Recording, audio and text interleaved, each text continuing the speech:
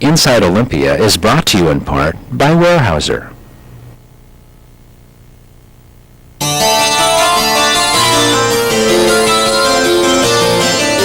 To make education, public schools. Government needs to get its act together.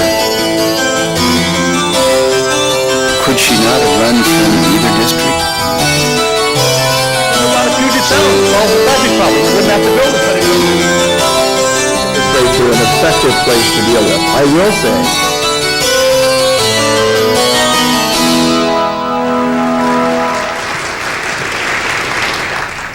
welcome to this very special edition of Inside Olympia, during which we will help to commemorate the 30th anniversary of the establishment of the Washington State Court of Appeals, which was actually created by the voters of Washington when they approved Senate Joint Resolution Number 6, an amendment to the state constitution in 1968. Its main purpose was to help relieve overcrowding at the state Supreme Court level. 1 year later, the Court of Appeals opened its doors for business. The job or the authority of the State Court of Appeals is to review, amend, modify, alter, remand, or affirm decisions of the Superior Court after reviewing the record. They may also receive both oral and written arguments, but no live testimony is accepted. Their decisions may be appealed to the state Supreme Court. The State Court of Appeals is organized into 3 divisions. Division 1 is headquartered in Seattle, and it currently has 10 judges. Division 2 is headquartered in Tacoma. It has 6 judges. Division 3 is headquartered in Spokane. It has 5 judges.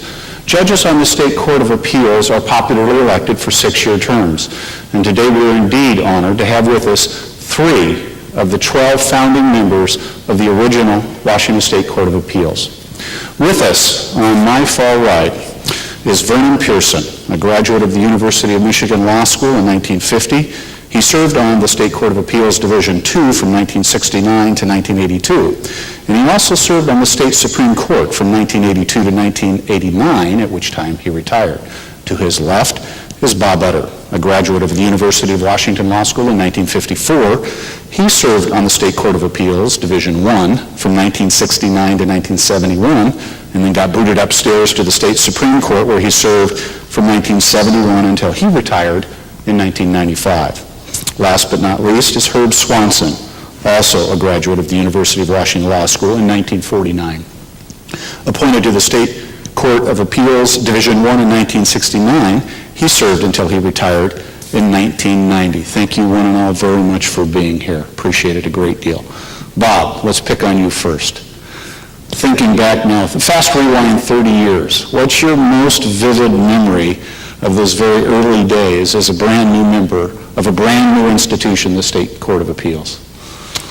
I was thinking on appointment that I was going to be elevated from a Superior Court judgeship to an austere, somewhat ivory tower existence on the appellate court. We were sharing quarters with the Ninth Circuit Court of Appeals, who kindly lent us their quarters while ours were being finished in an office building about 3 blocks west and south of the Federal Court of Appeals. But until our quarters were finished, we were looking for a place. The federal judges very kindly lent us theirs. And we immediately settled into beautiful surroundings, teak-paneled offices, beautiful desks. Herb, at least for a short time, didn't have quite as luxurious quarters, but there we were, locking it all up, and we heard this noise coming down the freeway. What was it? Well, it was a group of about 10,000 University of Washington students protesting against the Vietnam War. They completely filled the freeway. They blocked traffic for hours and marched from the university to who knows where.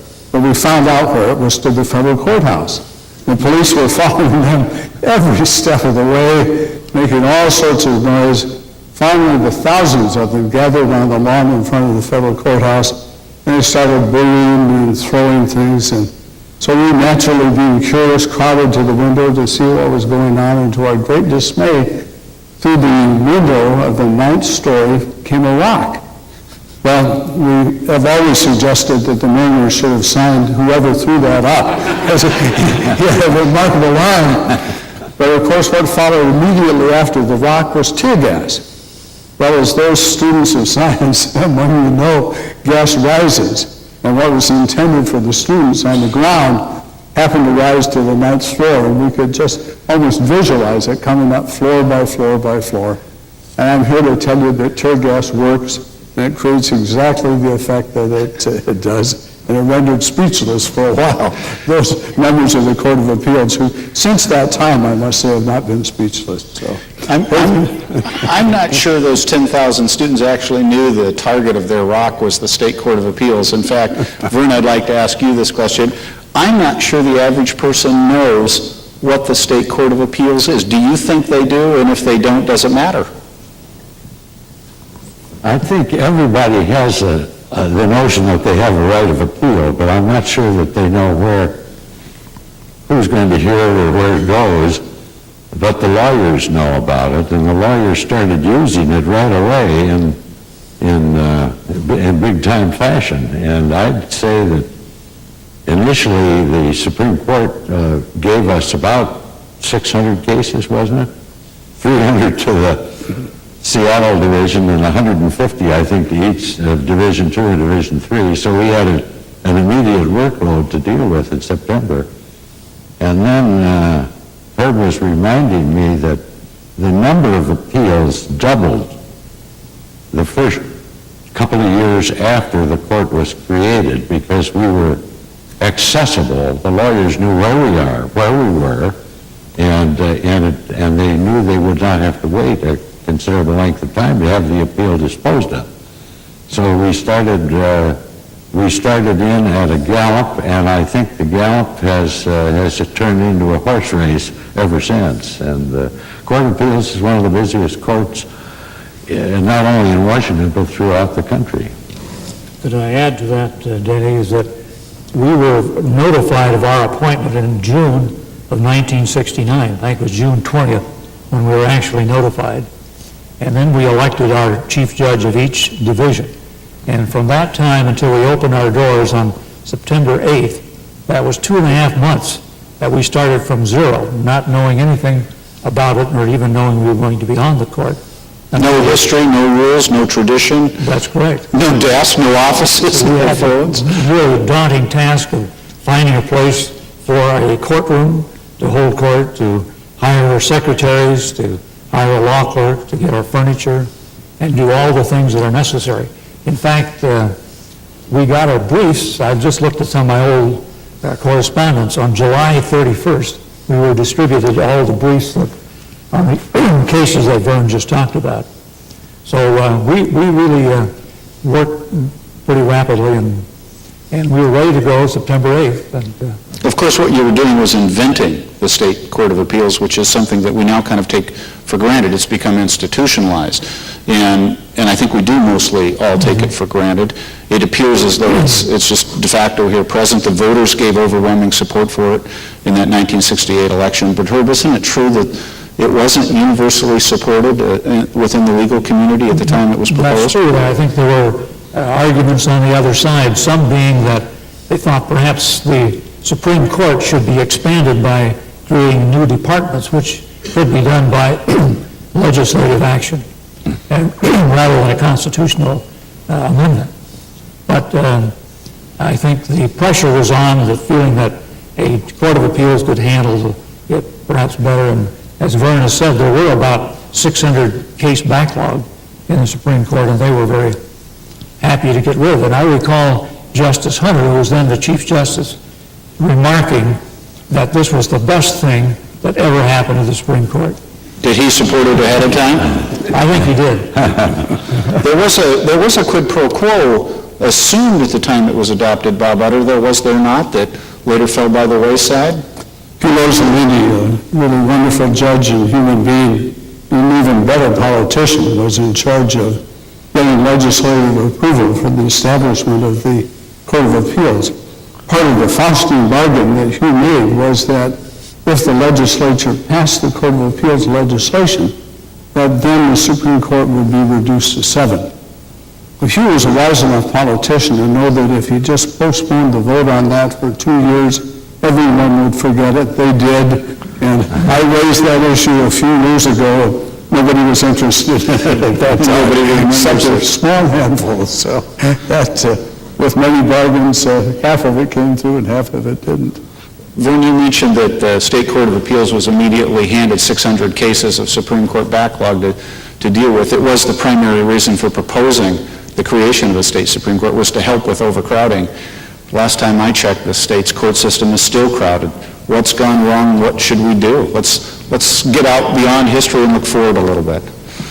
Well, I think the Court of Appeals has been very creative in its attempts to deal with what is a flood of appeals over the years. And we had to start this within a couple of years. We started settlement conferences. We started A settlement conference. getting a judge to sit down with the two parties to the appeal and either mediating it or giving them an appeal evaluation in which they were then given the choice of continuing with the appeal or dismissing it or compromising it. We tried the pro tem system too, and we tried having the opinions unpublished rather than published to save the judges time. You've been a critic of that, have you not, Vern? I've been a critic of that. Why?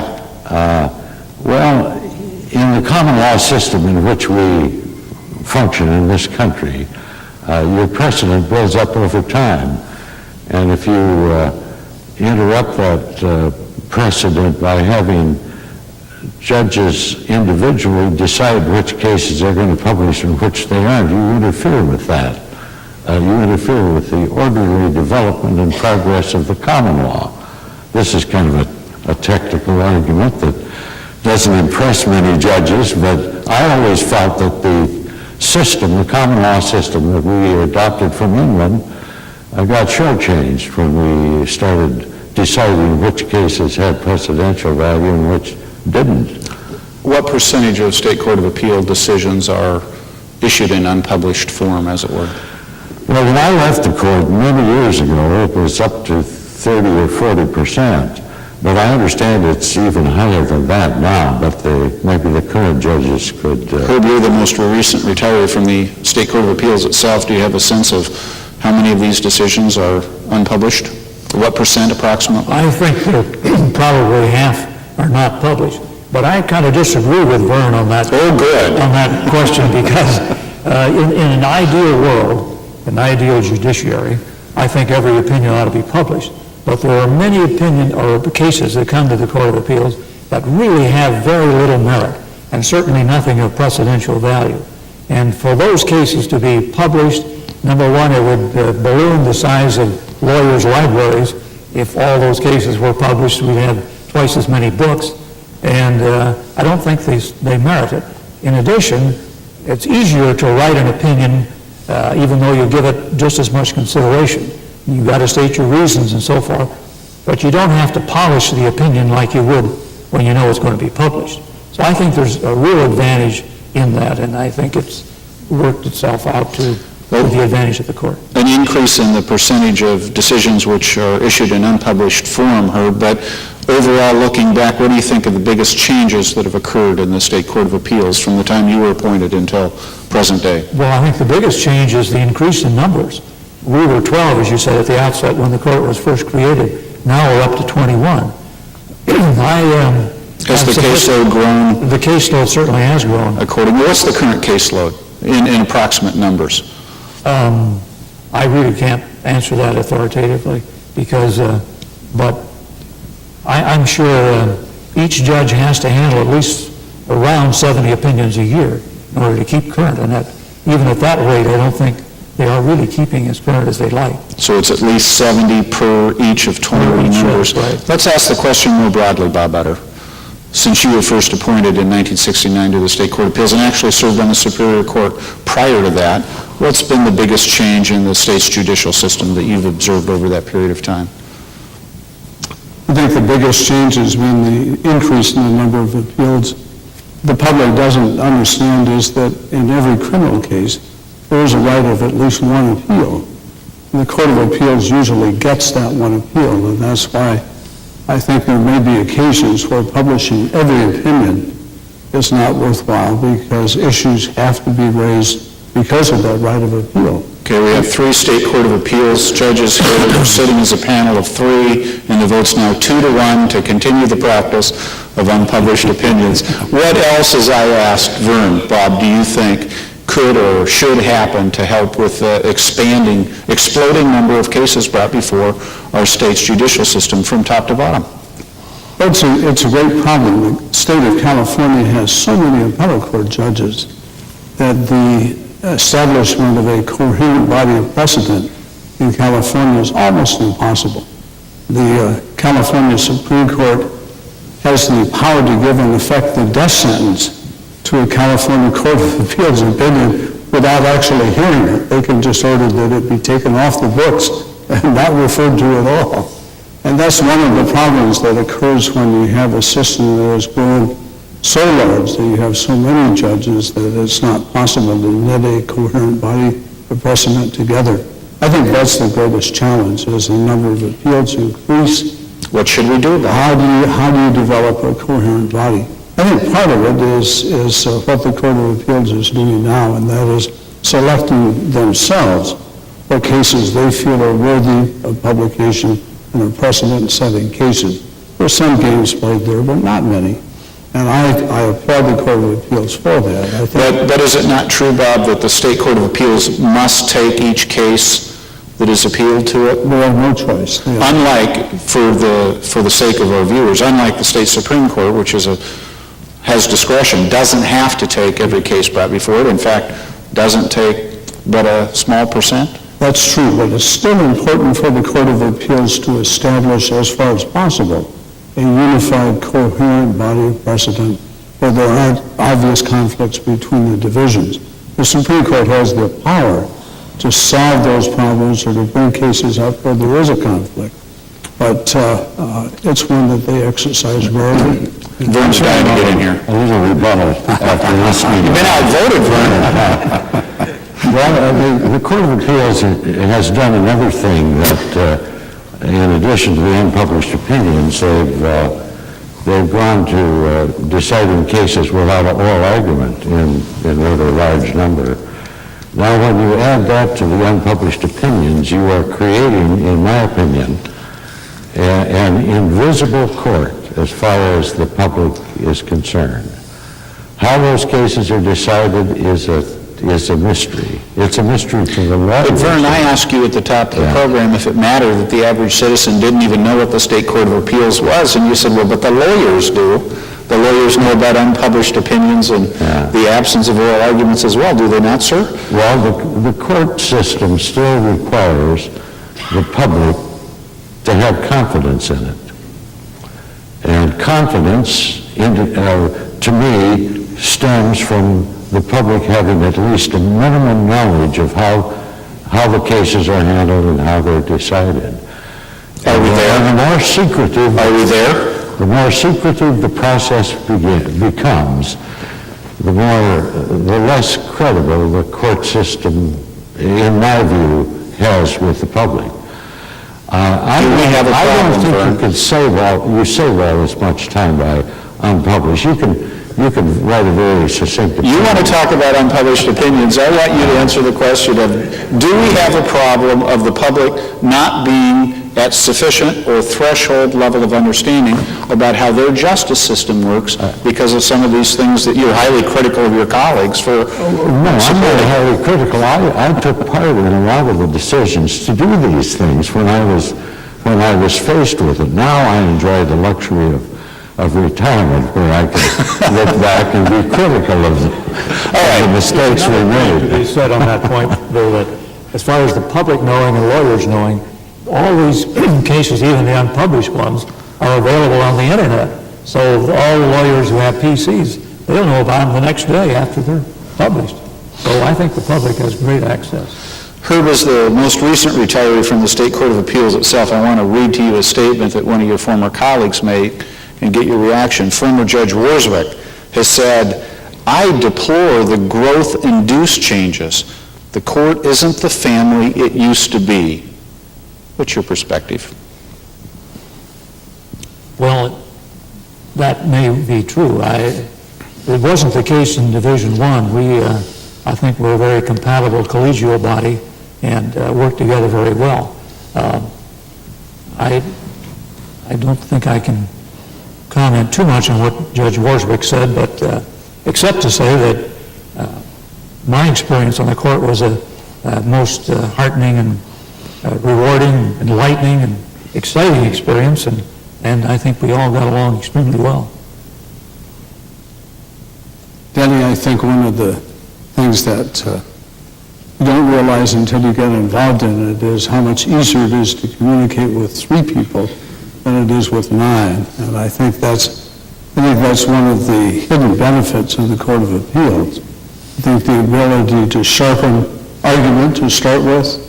It's common for many panels in the Court of Appeals to confer before oral argument and at least shape what questions will be asked. It's a great help to the court and to counsel. It's a great help when you're conferencing after argument to just have 3 people to deal with. You can sharpen what the issues are. You can write better opinions. The public, I think, is well served by 3-judge panels, and was one of the reasons I was advocating the original bargain that Hugh Rossellini made, and that was cutting the Supreme Court from 9 to 7. That was just. Would you still support that, Bob? Oh, absolutely, absolutely. I've never wavered from that. Because I think the smaller the number, the greater the chance for opportunity for meaningful discussion.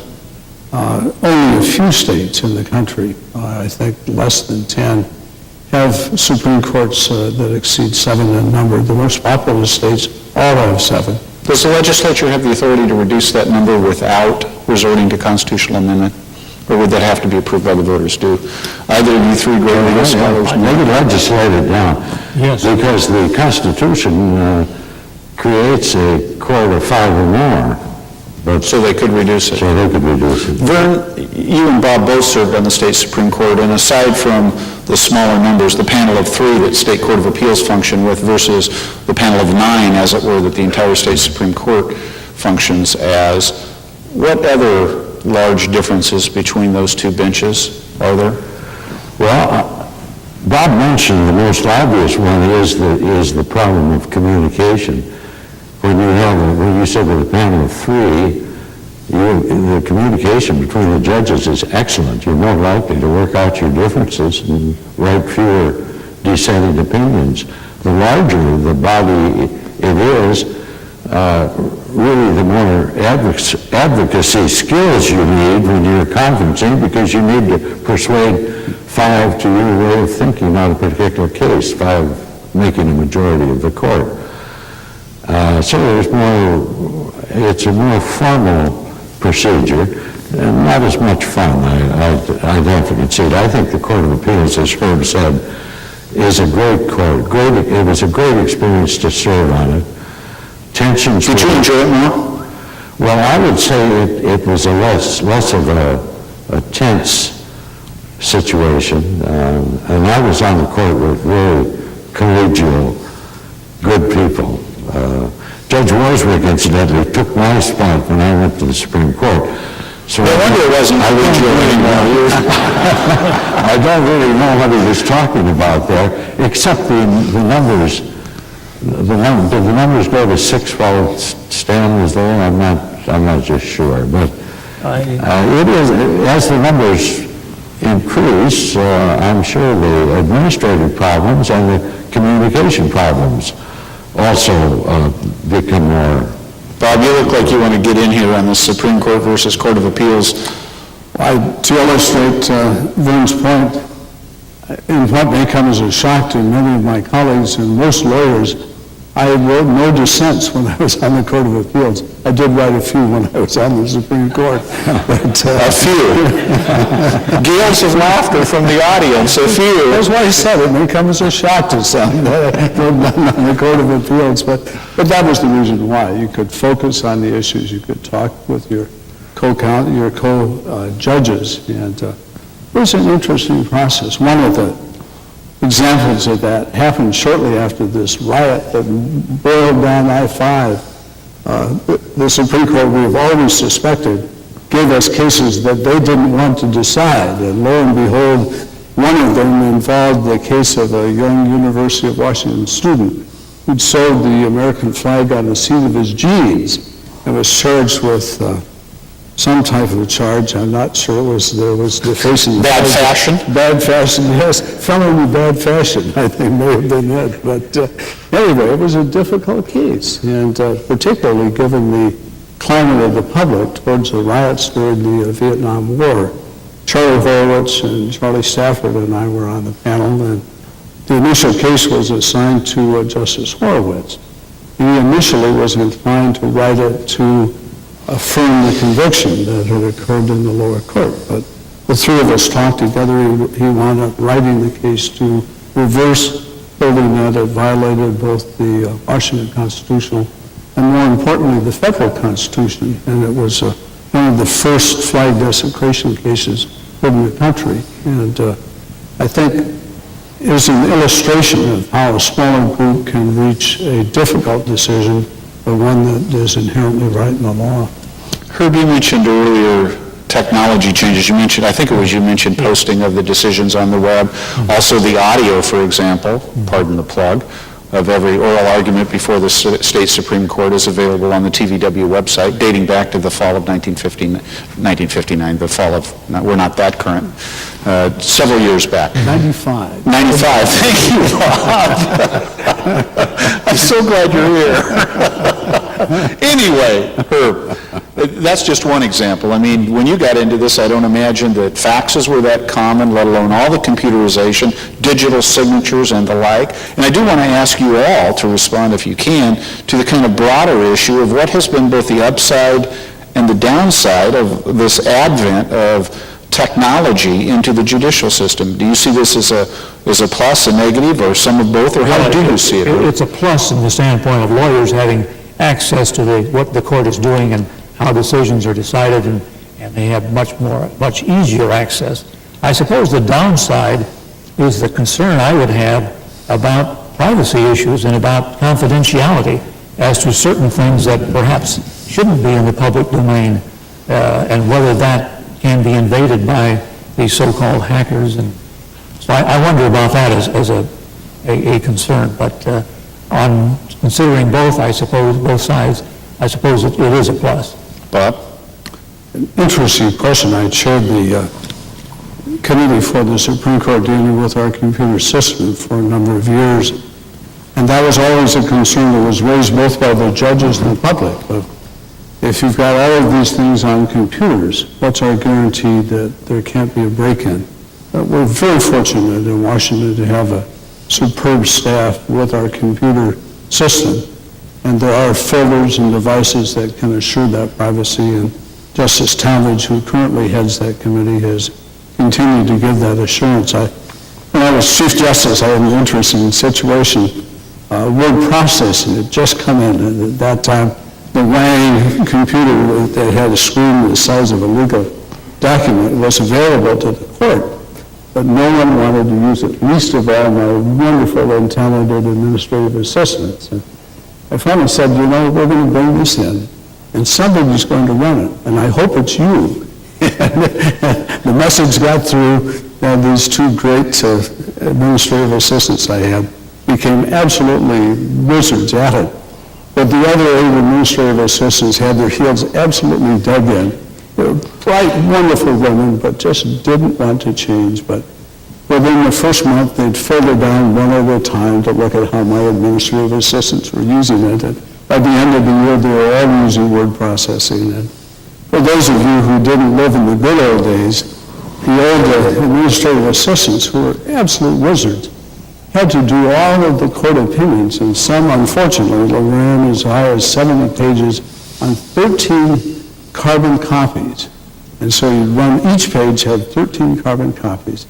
And God help the judge who had to make a change in the middle of a 70-page opinion. Pre-Xerox. Now, the negative side of that is it's easier to become wordy now, and I'm afraid that's... Well, has it made the court more efficient? Oh, yeah, unquestionably. On legal research particularly, the law clerks and the judges have access to almost instant research. And that's a good thing. That's a good thing, I think. Let me read you something another one of your former colleagues said, David Armstrong. He's written about the need to have more time at the State Court of Appeals level, especially for ideas to, quote, float around in our heads. Given the workload of the State Court of Appeal judges, do they have enough time for the ideas to float around in their heads? Herb? Well, I think so. The current rule, I believe, is that you have to get your opinion out within 6 months. And if you can't resolve the questions that are involved in that particular appeal in that length of time, I think there's something wrong. But he may be thinking of the opportunity to sit back and think in a more idealistic way, perhaps. But given the workload, I don't think it's possible. You said something like 60 to 70 decisions a year written. Yes. That's more than one a week. That is a great workload, but it was accomplished, and I think Without sacrificing with any great skill, quality. without sacrificing quality. But sure, we'd always like the luxury of a little more time for reflection, a little more time for conferring with others. But again, it's not an ideal world. We're faced with the enormous crush of opinion or of appeals, so you have to get the work out. Bob or Vern, either of you have a reaction to that? One of our colleagues who's not here, and I regret that, is Judge Jerome Ferris of the Court of Appeals, and then on the Ninth Circuit Court of Appeals. Jerry always said, without apology, we're a production court. And I think that's a fact of life for the Court of Appeals. On the other hand, I haven't seen any opinion come out of the Court of Appeals I felt lacked either merit or polish. Their opinions are, I think, uniformly well-written, well-reasoned, and we can all use more time, but they're doing a remarkable job given the time constraints that they have. When they are written, huh, Vern? When they are written and discussed. I think one of the trends and one of the differences that I found when I went to Olympia from Division II, I was with the 3 or 4 judges that we had every day. I could talk with them formally, I could go to lunch with them. When I went to Olympia, I learned that only 2 or 3 of the judges lived locally where the court was. And this made communication difficult. They would, of course, come in on hearing days and other days. And I'm not criticizing them for the decision not to live locally or be in the locale every day. But I can appreciate what Dave Armstrong meant there, because to me, part of this thought process, the deliberateness of coming to the right decision, means the ability to talk to your colleagues about it, and so that it isn't just a single decision of yours. You're receiving input from other people who come from maybe different points of view, different backgrounds, but it all goes to making good, sound decisions, to have good communication among your judges. And Dave might have meant that. I don't know. Bob, you mentioned earlier the quid pro quo originally contemplated in the creation of the State Court of Appeals, namely the reduction of the number of members of the State Supreme Court, a governance issue.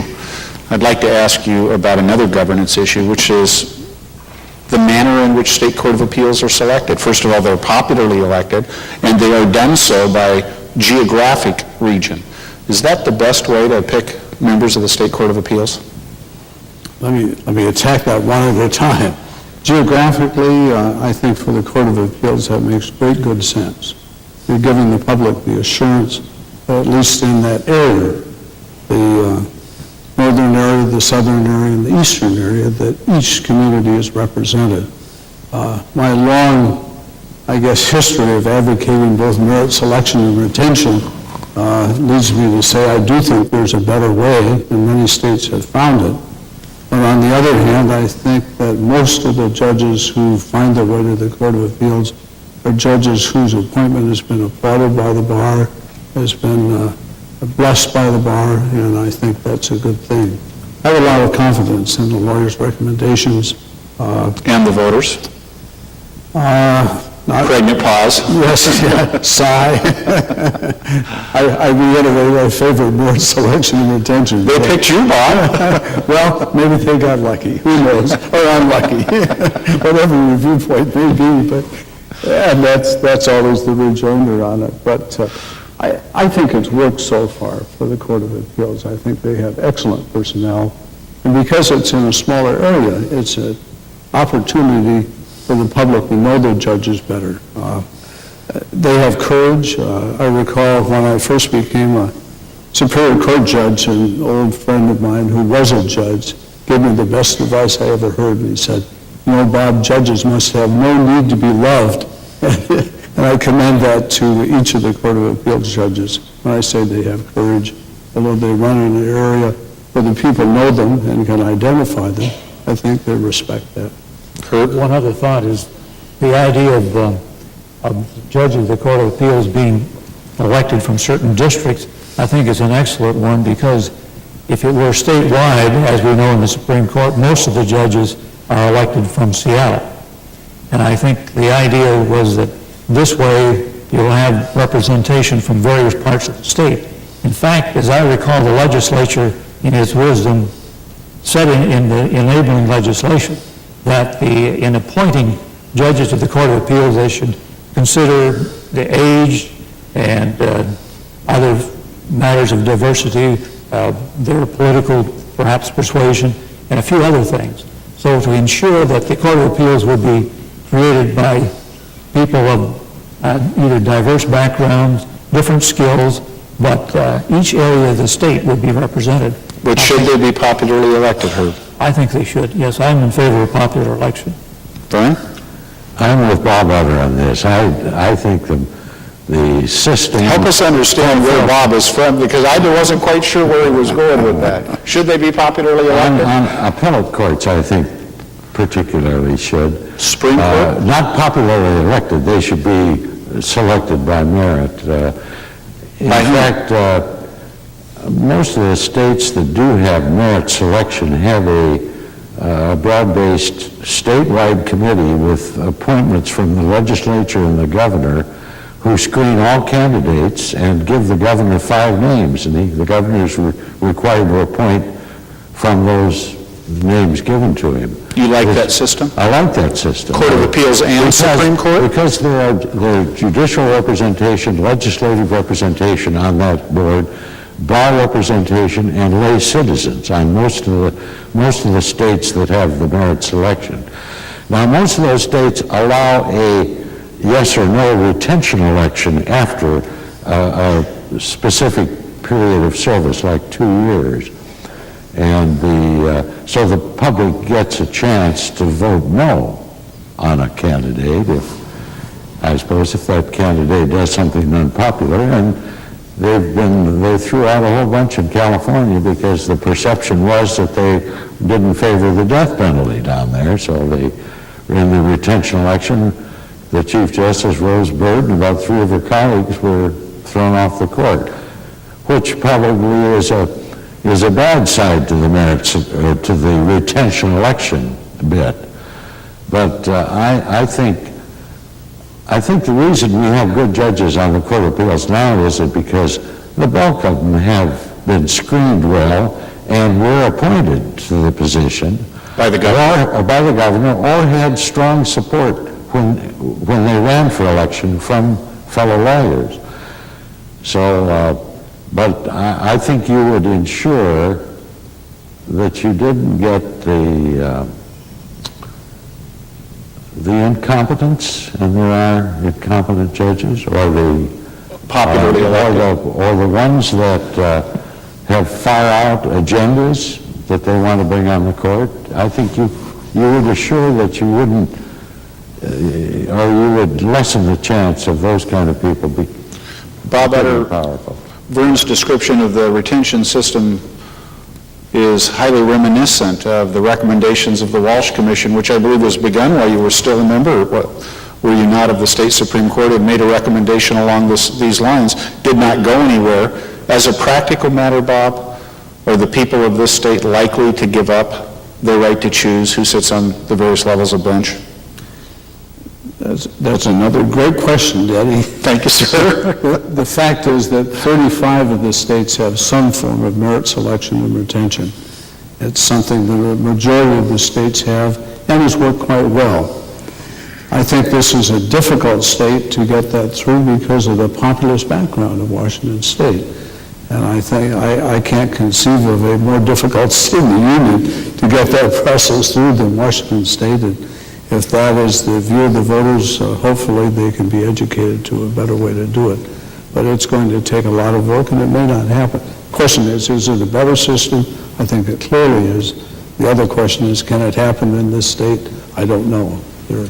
I'm going to ask each of you now to search your memory banks, but Herb wants to get a point in on this, and so I'm going to wait to ask you to do that. I joined you here. I think you can get bad judges from popular election, but it can happen by appointment or a merit selection method also. Perhaps there's less chance.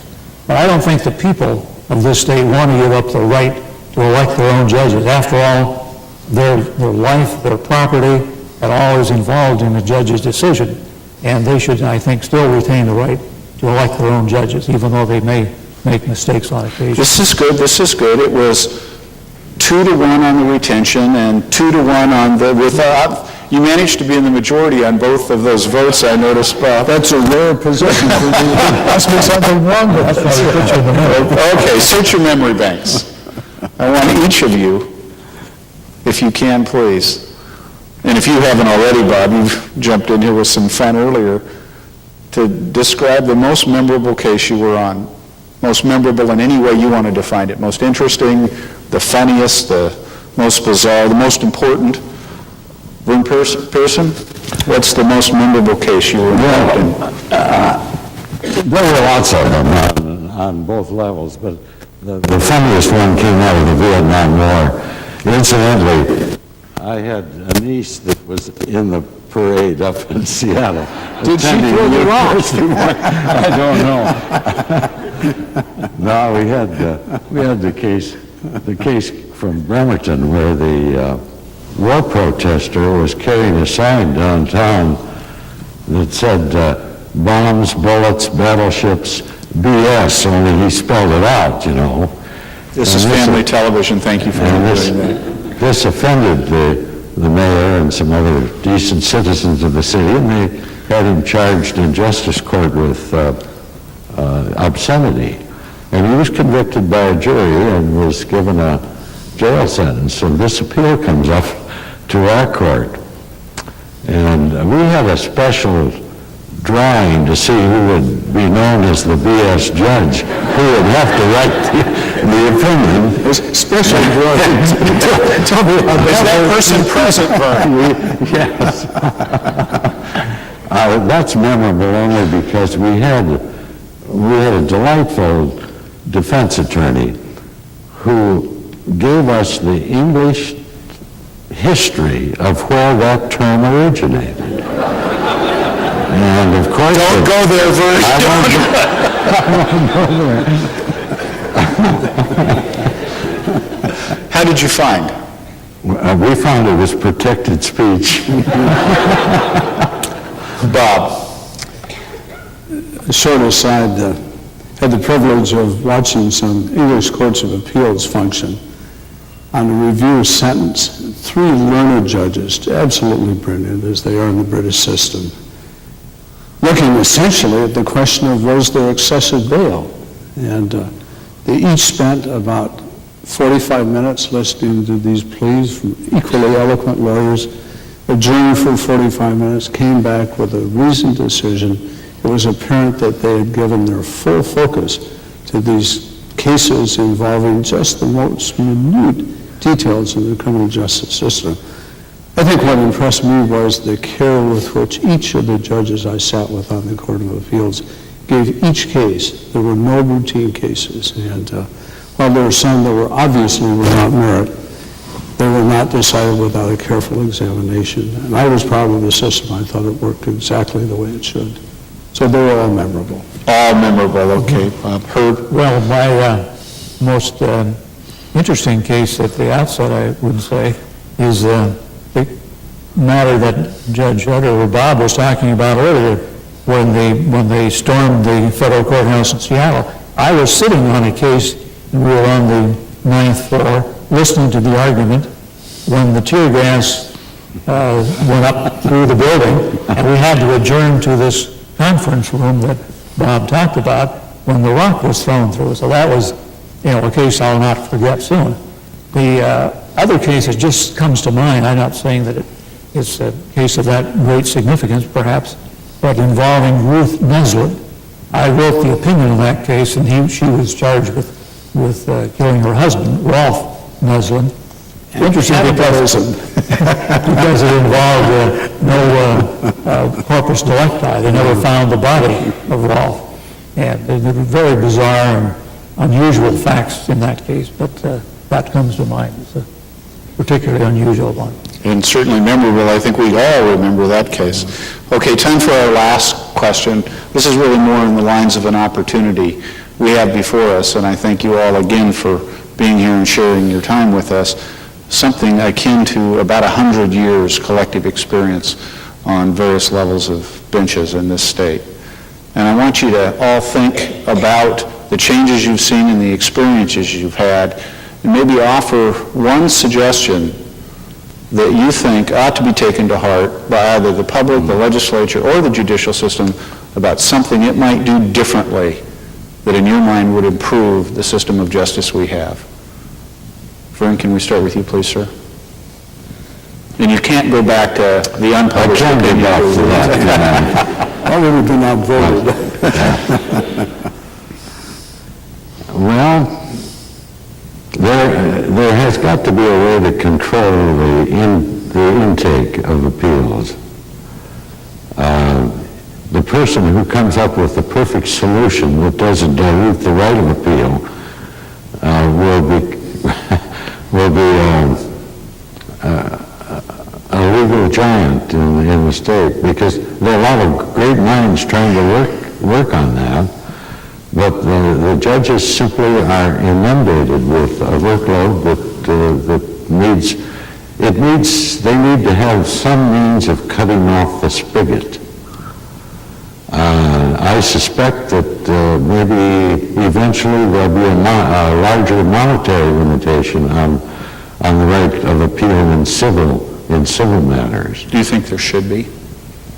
I hate to think that it might come to that, but that's the way the federal government tries to limit the cases that come into the federal courts by a monetary limitation.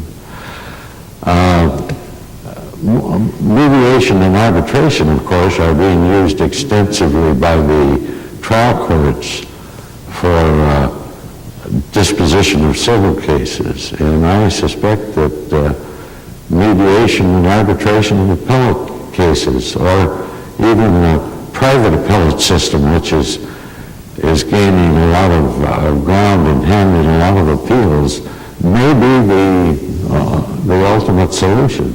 But I know right now attorneys do seek appellate remedies by hiring private judges to sit as appellate judges on cases.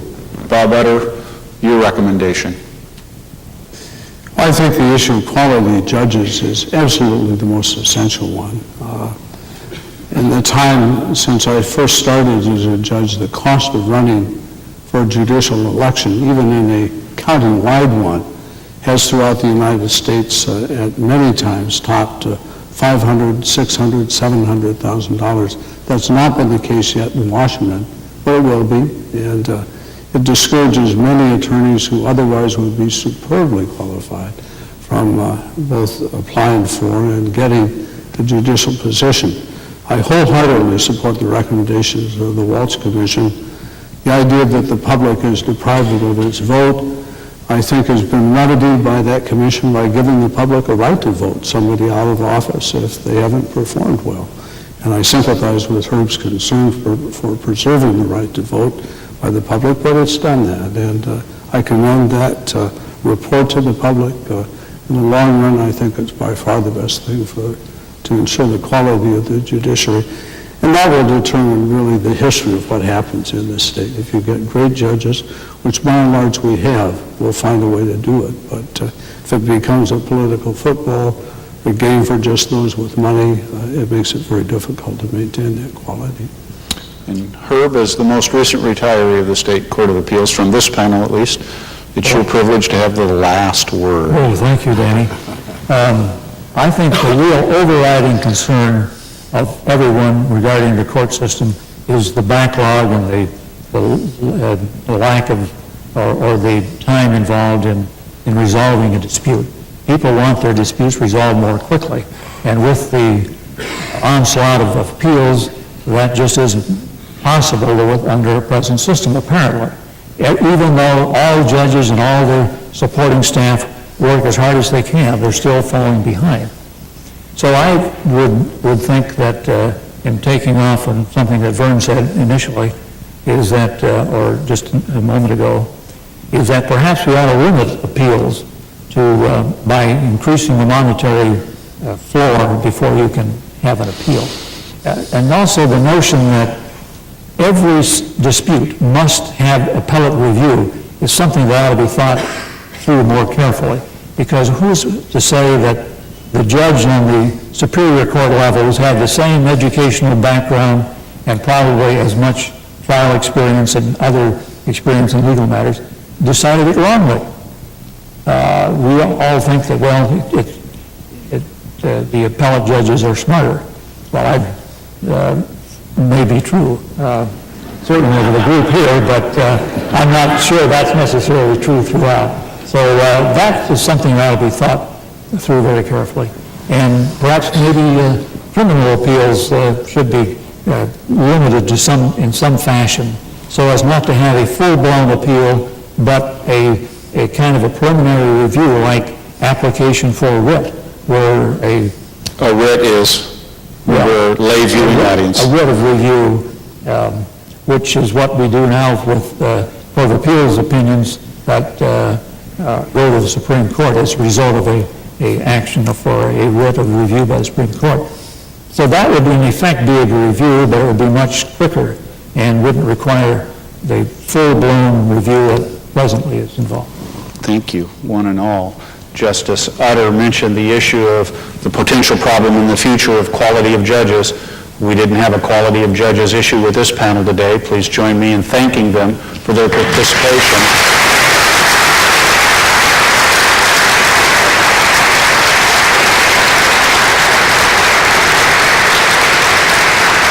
Thank you. Judge Swanson, Judge Utter, Judge Pearson, thank you one and all very much for your participation. And thank you for joining us here on Inside Olympia for this very special edition commemorating the 30th anniversary of the establishment of the Washington State Court of Appeals. We look forward to seeing you next week.